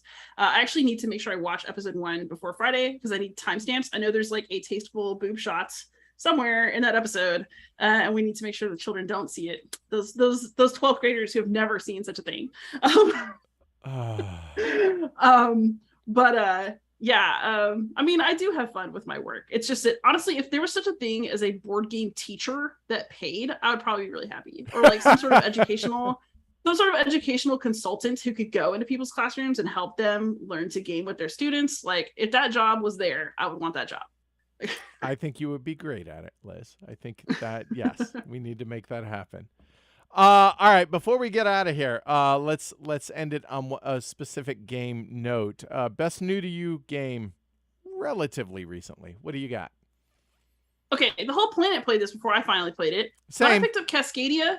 What a delightful game. What a delightful little game. It was so good. I recorded a review and I was like, I just have no notes. This is so good. When we played it at Lobster Trap, which is small little local convention, and I was just so smitten with it. I enjoyed that so damn much. I kept wanting to play it, and then I was like, I want to stream this. Why? Because I don't care that everybody and their mother is playing. I don't care. I want it because it's just woodland creatures. It was great. I love Cascadia. Yeah, I taught it. My boyfriend never games with me, and I taught him that one. He was like, this is pretty good. I'd play it again. All right. I'm going to take it on family vacation with my parents in October because I know my parents will like it. I know my students will like it. And it was still entertaining enough for me as like the quote jaded longtime gamer. There's magic in that. Cascadia is so good. It's just It really is. It really is great. I agree. For me, I was gonna end this on a fighting note for you. It wasn't planned. Let me preface that. Okay. However, probably, and I don't know that this is the best game of new to me game that I've played of late, but it's certainly one that I really, really enjoyed. And that's Aeon's End. It's a great game. I agree. And I also have made the comment that I think it is in some ways scratches the same itch as Mage Knight, but in a much more don't look at me like that. No, it totally does, because the clever card play that you have in the encounters in Mage Knight is what this game is about. So it takes that one main mechanism in Mage Knight and boils it down into its own kind of RPG like thing. Mage Knight, for me, I can appreciate the greatness that it is, but it's too much. It's just I look, I understand who I'm talking to here. Okay. I understand what your favorite solo game is, but for me, this took one aspect of Mage Knight and made it into a wholly pleasurable experience, and in a bite-sized piece that just worked for me. And I think it did it really, really well. Does it replace Mage Knight? No, of course not. It's not grand epic scale that Mage Knight is, but just the card combinations and the clever puzzle of how you go about building up your deck harkens back to Mage Knight. And I think it's as a standalone, it's a great game, and for me does a lot of what I want Mage Knight to do, but in a much smaller bite-sized piece. Interesting. I think for me, it just slots in with other deck builders, and for me, it's like best of deck builders. Okay. Which is a game format that I really like. But maybe I should play it and think about it your way, because maybe you're right. I don't know. I Like, I haven't thought about it that way. It yeah, doesn't I slot in no. my brain that way. And But why that doesn't mean would you're you? wrong. Because they're completely different in scale, in scope. I understand that. Yeah. But I'm curious, and I very much respect your opinion on this. So I would love for you to try Aeon's End again in any version of it that you want to play, because the idea is the same regardless. Yeah. The core concept of the game. Give it a try with that kind of tilt in mind and see how you relate to it. And the next time you and I get together, let's talk about that. I would like to. I think that'd be a lot of fun. Yeah. Well, also I can give myself the homework of play Mage Knight. Oh, boohoo! Oh, I know. There you go. Oh, what such pain. The So crosses you we know must the thing is, bear. what you said, those every other version. So okay, I feel like a bad Aeon's End fan, but I think other people are the same way about this. I just can't handle any more expansions right now. That's funny coming from somebody who's coming off of Too Many Bones. I know, but they all don't feel different enough to me. I just feel like I'm getting the same game over and over again, but like more. And I don't necessarily feel that everything works together as well as I want over all the years. Okay. You know, if an expansion of Too Many Bones is like a new character, but it's still really like the same. Like, you keep most of the same parts. Like, most of the expansions, like Undertow was a 2-player version of the game with some water elements. Cool. This upcoming expansion is a big box expansion that I'm very curious about how I'll feel about it once I play it. Like, I feel like jury's out, but I trust Chip Theory at this point. But like, most of the expansions are things like, you know, they added a campaign, made sense. Added some new starter cards, makes sense because those get repetitive if you play the game a lot of times. Ask me how I know. You know, the Gearlock expansions are like new characters that play really differently, but within the same system, so you don't have to learn a whole new game to do that. And they're not, you know, it's just like a little quick slot in. I feel like the Aeon's End is just taking up so much of my closet at this point. It's like big box after big box after big box. Okay, that's fair. Yeah. And it's like, when am I gonna really appreciate all of this? Or like, do I have the mental capacity to appreciate all of this? Or should I just stop? And I'm noticing that with a lot of expansion stuff as well, that there can be too much of a good, like, at some point,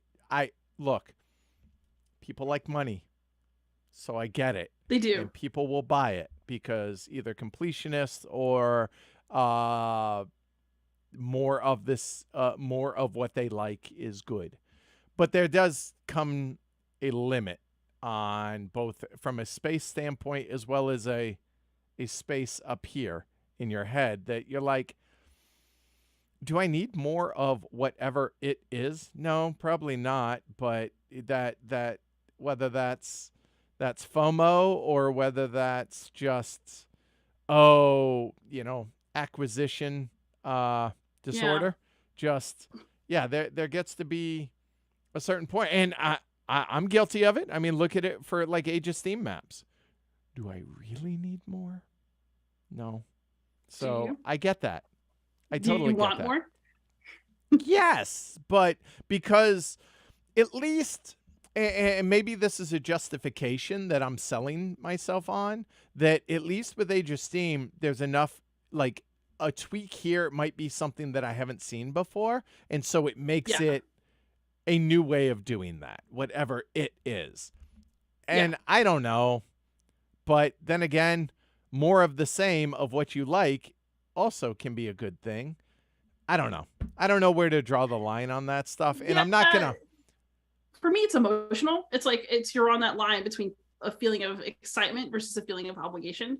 So, for me, it turns into like, well, I said I really like this game and I do really like this game, but if I really liked it, wouldn't I want everything?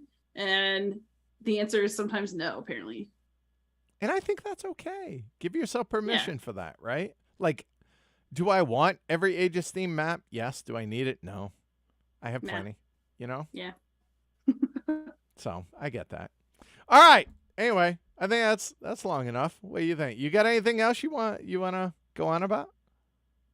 No, I'm good for now. Okay. Good for now. I think I'm good. I'm excited about the road trip. I'm stupid excited for it. Like, I'm really nervous, but in a good way. Yeah. And I love driving. I love seeing what's around the next corner. So I'm excited about that. I'm excited about content. I'm excited to play more John Company too. Not trying to rub that in. Just saying I'm excited. What's a game you're excited to play in the next couple weeks? Do you have anything Ooh. that you're like, oh yeah, I'm really looking forward to this? And then we'll get out of here. I'm mid-review process for It's a Wonderful World and It's a Wonderful Kingdom, and I'm truly enjoying them, so that's really good. Good. And then I'm going to treat myself to one of my old war games, I think, in the next couple of weeks, and I'm just gonna have to decide which one. Okay, awesome. That's it. Tell folks how to get in touch with you and how to support you and all that stuff. Yeah, I'm everywhere is Beyond Solitaire. So I'm youtube.com/Beyond Solitaire. I'm Beyond Solitaire on Twitter, Instagram, Board Game Geek. I have a new Patreon at patreon.com/Beyond Solitaire. So, if you feel like supporting me, that'd be amazing. And then my podcast is Beyond Solitaire as well. I've just got good brand consistency across platforms. There's something to be said. If said. you can guess my email, cookie for you. All right. So Liz has agreed to do this on the regular. So she's going to be one of the rotating guests, co-hosts. She's going to be here every couple months or so. So I appreciate you willing to do this, and this is fun. And if there's anything that I can do on your end, let me know. I'm happy to help. I love having you. I think you are a great human. And I really appreciate all you do, teaching wise as well as for the hobby. So yeah, I am proud and lucky to call you a friend. So thanks, Liz. I appreciate it. Yes, mutual. I love when you were like, hey, do you want to be on the podcast? That was an immediate yes, because we always just yammer. Honestly, I think if you just left us alone, we would just go. Probably would, but I have food to go make and pets to walk. So I'm sure Lincoln and Cooper would appreciate that. So hey, I appreciate you doing this. And on my end, Heavy Cardboard. So there you go. You can consider supporting the show over on patreon.com/HCHQ. Certainly appreciate it. It helps keep the lights on, help keep this going. And if you have feedback on the show, hit me up, whether it's Twitter, over the email, contact@heavycardboard.com. Check out the YouTube channel, all that fun stuff. Be back next time. So I talked to John from John Gets Games. John's coming on, so looking forward to picking his brain about stuff and chewing the fat. So Liz, thank you for this, and good luck with the beginning of the school year. All right? Yes, I need it. So do those kids. No, I'm just kidding. It'll be great. All right, y'all take care. Thanks, everybody. Bye, everyone. Bye.